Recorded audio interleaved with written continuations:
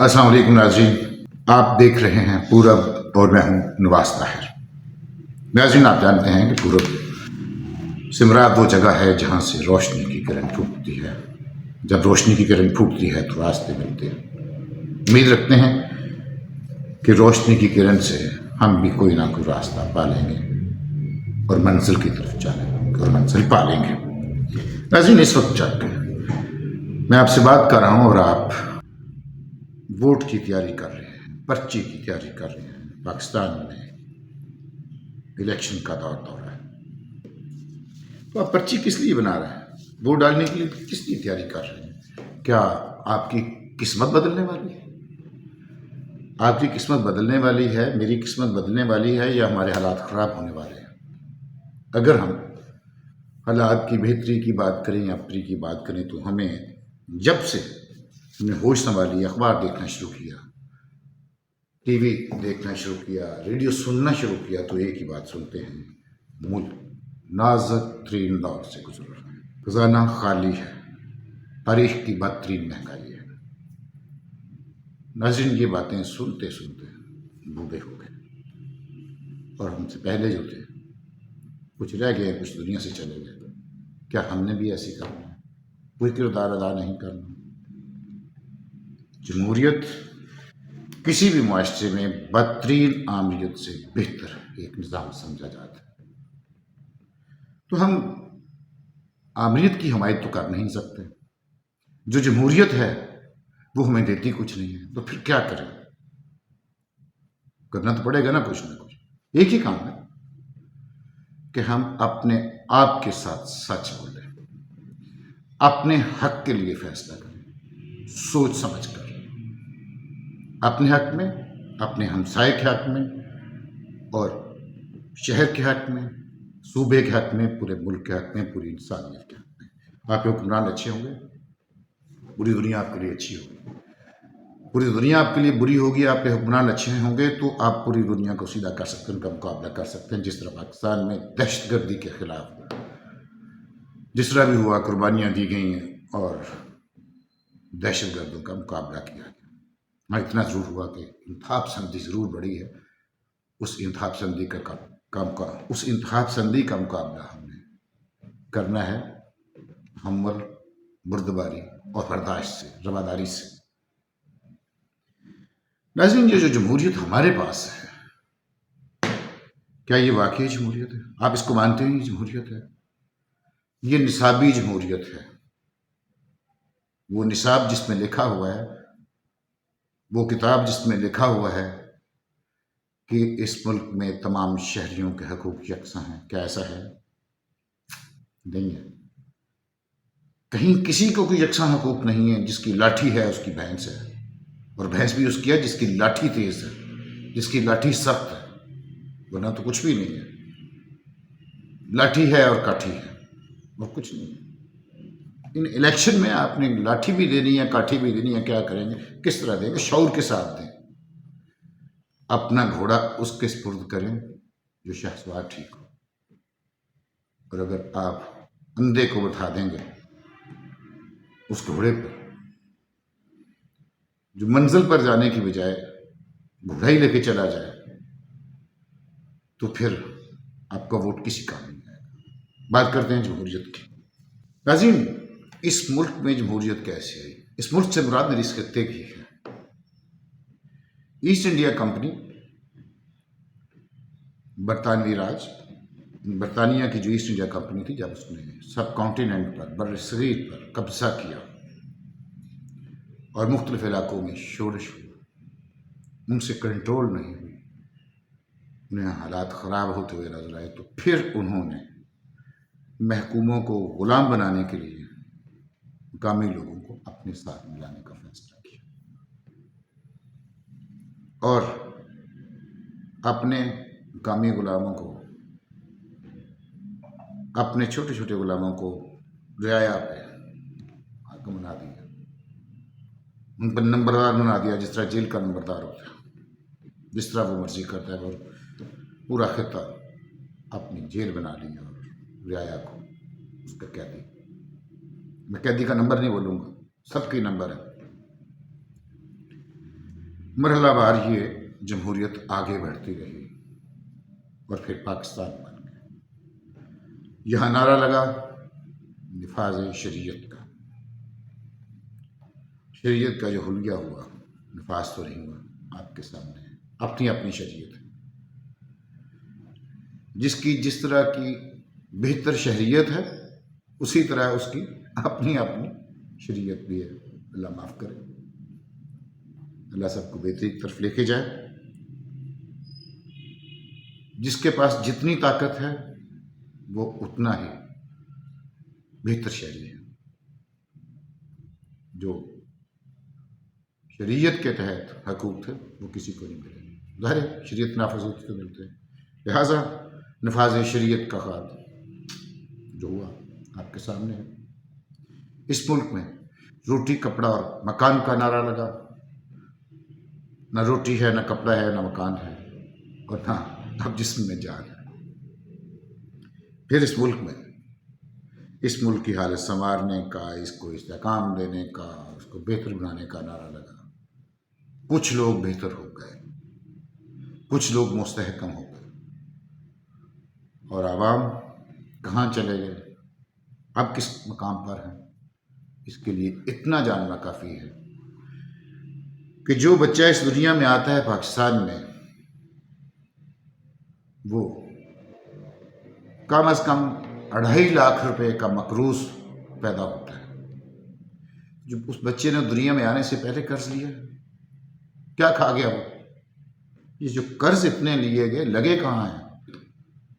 کبھی کوئی ان کا فرانزک آڈٹ کروائے گا؟ کبھی کوئی دیکھے گا کہ جس دور میں یہ قرض لیے گئے تھے اس وقت آج کے حکمرانوں کے، آج کے سیاستدانوں کے، آج کے سرمایہ داروں کے،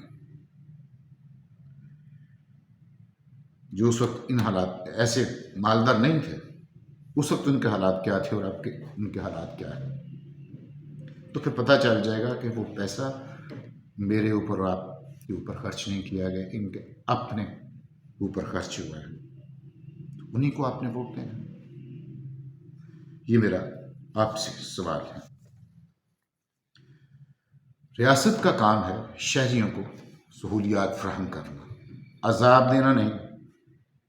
یہ عذاب ہمیں یوٹیلیٹی بلوں کی شکل میں ہے، بجلی پانی گیس کے بلوں کی شکل میں ہے۔ یہ عذاب اچھی فضا نہ ملنے کے شکل میں ہے، روزگار نہ ملنے کے حساب سے ہے، آپ کا چولہا نہ جلنے کی انداز میں عذاب ہے۔ یعنی کہ ہم اپنے لیے خود عذاب بنے ہوئے ہیں۔ اپنے لیے خود کس طرح بنے ہیں کہ میں نے اگر ووٹ دیا ہے کسی کو اور وہ میرے ساتھ یہ سلوک کر رہا ہے تو پھر قصور میں ہوں، وہ کم ہے۔ ناظرین، کچھ عرصے سے، کچھ سالوں سے ایک نئی رفس پہ ہم چل پڑے۔ وہ کیا ہے جی؟ کہ جو ریاست کی ذمہ داری ہے کہ وہ اپنے شہریوں کو سہولتیں دے، وہ ریاست کہتی ہے کہ یہ سہولتیں ہم آپ کو آپ کے خون کے عوض دیں گے، آپ کی چمڑی، آپ کی کھلڑی کے عوض دیں گے، اور دیں گے اتنی جتنی ہماری مرضی ہوگی۔ اس وقت ریاست کا کون سا ادارہ ہے جو خسارے میں نہیں چل رہا؟ سرکار کے نزدیک، حکمرانوں کے نزدیک صرف اور صرف جو ہمارے سیکورٹی ادارے ہیں، فوج ہے اور پولیس ہے، یا دوسرے جو ادارے ہیں جن کو ریاست سیلری دیتی ہے، وہ ٹھیک ہیں۔ باقی جتنے ادارے ہیں، پاکستان ریلوے ہے، پی آئی اے ہے، پاکستان اسٹیل ہے، جتنے ادارے ہیں یہ بیچ دو۔ پہلے ہم نے بہت ساری چیزیں بیچ دی ہیں، پیسے آپ نے گھر کا سامان بیچ دیا، دیواریں بھی بیچ دیں، صحن بھی بیچ دیں، اور پھر کیا کریں گے؟ آپ نے نجکاری کی، لوگوں کو شیئر ہولڈر بنایا، مطلب آپ نے اپنا آدھا گھر کرائے پہ دے دیا، اس سے بھی گزارا نہیں ہوتا، قرضہ تو پھر بڑھ رہا ہے، تو پھر سارا گھر کرائے پہ دیں گے۔ تو کیا پورا پاکستان کرائے پہ دے دیں؟ سبھی نے اگر پورا پاکستان کرائے پر دینے کے لیے ہم نے ووٹ دینا ہے تو پھر اس کا ریفرنڈم کروائیں کہ پاکستان کرائے پر دینا ہے، اور اس کی شرائط خود طے کریں۔ اس کی پہلی شرط یہ ہونی چاہیے کہ جتنے لوگ ہیں، جتنوں کے پاس پاکستان کی شہریت ہے، وہ سب کے سب اپنے جتنے وسائل ہیں، جتنی دولت ہے، وہ پہلے قومی خزانے میں جمع کروائیں. اور اگر وہ قومی خزانے میں جمع کروائیں تو پھر تو شاید آپ کو ریفرینڈم کی ضرورت ہی کوئی نہ پڑے. پھر تو آپ جمہوری نظام بھی قائم کر سکتے ہیں. جمہوری نظام قائم کرنا ہے آپ نے تو اس ملک کے لوٹے ہوئے جو وسائل ہیں وہ آپ نے واپس چھیننے ہیں. یہ نہیں ہے کہ میں احتساب کا نعرہ لگاؤں. اپنا احتساب نہ کرو، مخالفین کا احتساب کرو.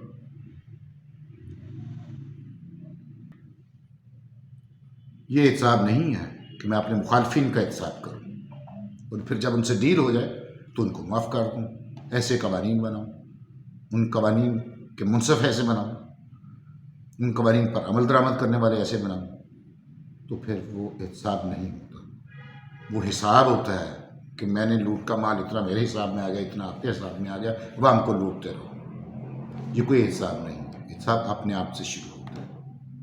تو آپ جن کو ووٹ دینے کے لیے جا رہے ہیں، کیا ان میں سے کسی نے آپ کو ایسا نظام دیا ہے، ایسا کوئی پروگرام دیا ہے، قابل عمل پروگرام، کہ آپ پر جو قرض ہے وہ کم ہو جائے اور جو آپ کے ہاں نیا بچہ آنے والا ہے، اگلی نسل جو ہے، جو بچہ اس دنیا میں آنے والا ہے، وہ آنے سے پہلے 2.5 لاکھ روپے کا مقروض نہ ہو؟ یہ سوچ کے ووٹ دیجیے گا.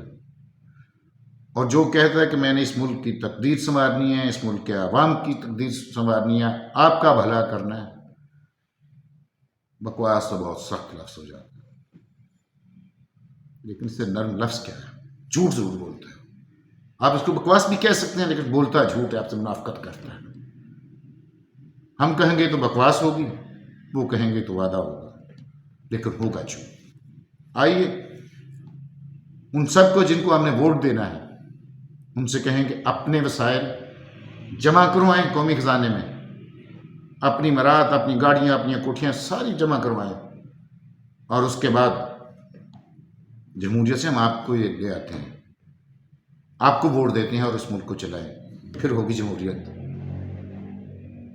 اس طرف نہیں آئے گا کوئی. ایک اور کام ہو سکتا ہے، یہ شرط لگا دیں کہ کوئی ایسا امیدوار منتخب نہیں قرار پائے گا جس کو اس کے حلقے کے کم از کم 50% لوگ الیکٹ نہیں کریں گے. کیونکہ الیکشن لڑنا اب اشرافیہ کا کام رہ گیا ہے. عام آدمی الیکشن لڑنے کا سوچ ہی نہیں سکتا. تو جب 2 3 4 بار 50% ووٹ نہیں پڑیں گے، اس کے اخراجات ہو جائیں گے، تو الٹیمیٹلی ان کو سمجھ آ جائے گی. یہ کوئی اتنا بڑا مشکل کام بھی نہیں ہے اور کوئی اتنا آسان حل بھی نہیں ہے. اور بھی اس کے حل ہیں، لیکن ایک حل یہی ہے کہ پھر ان سب کو، اس نظام کو ریجیکٹ کر دیں. غلامی کا توق گلے میں نہ ڈالیں. اپنی غلامی کے لیے دوسروں کو پرچی نہ دیں. یہ فیصلہ آپ نے کرنا ہے. ملک نازک ترین دور سے گزر رہا ہے، گزرتا رہے گا. وہ نازک ترین دور ہماری وجہ سے کہ ہم آپ کو الیکٹ کرتے ہیں. اگر ہم الیکٹ نہیں کرتے تو اب ہم ہمارے اوپر مسلط ہو جاتے ہیں. اس الیکشن میں بہت سے لوگ مسلط ہوں گے، جو سارے کے سارے مسلط ہیں، جن کو نامینیٹ کرتی ہیں سیاسی جماعتیں، اور وہ آپ میں سے نہیں ہوتے ہیں، آپ جیسے نہیں ہوتے ہیں، وہ مسلط ہوتے ہیں. ہم ان کے اوپر مہر لگاتے ہیں، آؤ ہمارے اوپر حکمرانی کرو، آؤ ہمارا خون چوسو. اگر آپ نے اس ملک کے ادارے بچانے ہیں تو ان سب سے پابندی کروانی ہوگی. ان سب سے وعدہ لینا ہوگا کہ جتنے سرکاری ادارے ہیں جو خسارے میں چل رہے ہیں، ان کو آپ اپنے اداروں کی طرح نفع بخش بناؤ. اپنے ادارے بند کر ان کو چلاؤ. یہ چلیں گے، ملک چلے گا. آپ بھی بچیں گے، میں بھی بچوں گا، ورنہ کچھ نہیں بچے گا. یہ سب کچھ لوٹ کے بیچ کے کھا جائیں گے. اور پھر یہ کہیں گے پورا پاکستان کرائے پہ لے لو. تو ایک ہی بار آؤ، پاکستان کو کرائے پہ دیتے ہیں. اس کے لیے ووٹ دیتے ہیں، پاکستان کو کرائے پہ دیتے ہیں. یہ بھی اسی کرائے میں رہیں. انہوں نے کسی نے نہیں رہنا. بہت لوٹ لیا ہے، بہت خون چوس لیا ہے. یہ بھاگ جائیں گے. ان کے پاس، سب کے پاس دوسرے ملکوں کی شہریت بھی ہے، وسائل بھی ہے کسی اور جگہ پہ رہنے کے، دولت بھی باقی ملکوں میں ہے. ہمارا خون جو انہوں نے چوس رکھا ہے وہ سارے کا سارے ان کے پاس باہر محفوظ ہے. فیصلہ کریں، پاکستان کو بچانا ہے، کرائے پہ دینا ہے، کیا کرنا ہے، سوچ سمجھ کے فیصلہ کریں. رد کر دیں جھوٹے نعروں کو، نظام مانگیں اور نظام خود تبدیل کریں. یہ نظام تبدیل نہیں کریں گے، سرمایہ دار کا، سیٹھ کا، جاگیردار کا نظام رکھیں گے تو آپ کی حالت یہی رہے گی، یہی رہے گی، یہی رہے گی. یہی آج کی بات. پرچی کا صحیح استعمال کریں، اپنی طاقت ہوا میں نہ اڑائیں، اپنی طاقت سے اس ملک کی جو گاڑی ہے اس کو صحیح طرح سے چلائیں. اپنی طاقت ریت کی دیوار کو پانی میں پھینکنے کے لیے استعمال نہ کریں. امید ہے آپ اپنی رائے دیں گے. اللہ نے کے بعد